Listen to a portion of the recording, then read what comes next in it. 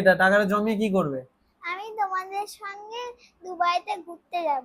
Dubai যাবে বলে লক্ষ্মীর ভান্ডার যেটা বলি আমরা, সেই ভান্ডারেও টাকা জমাচ্ছে এবং 200 ভরেছে, হাতে আছে, এবং এই ভরে ভরে বলছে আমি দুবাইয়ের টাকা জমাবো, দিয়ে আমি যাব।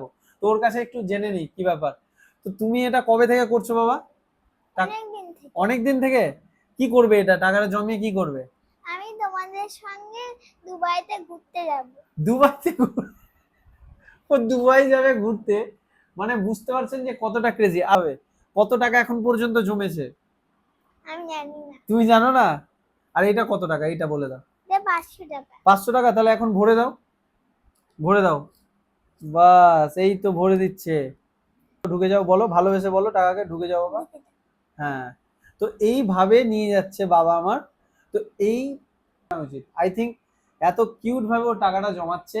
তো আমরা যত টাকাই জমুক না কেন, এটাই আমরা এই টাকা থেকেই নিয়ে যাব। যে ফ্যামিলির লোক ওর দুবাই যাওয়ার জন্য টাকা দেবে না, তো নিজে নিজে ফ্লাইটের টিকিটের জন্য ও এভাবে দুবাই যাওয়ার টাকা জমাচ্ছে। তো এই আইডিয়াটা কেমন লাগলো, কতটা ভালো লাগলো অবশ্যই আপনারা কমেন্টে জানান। এবং এই কিউট টুরিস্টকে আমরা বলছি আমরা খুব তাড়াতাড়ি তাকে দুবাই নিয়ে যাবো, আপনারা আমার সাথে ওকে দুবাই দেখতে পাবেন। So thank you, bye, tata tata করে দাও সবাইকে।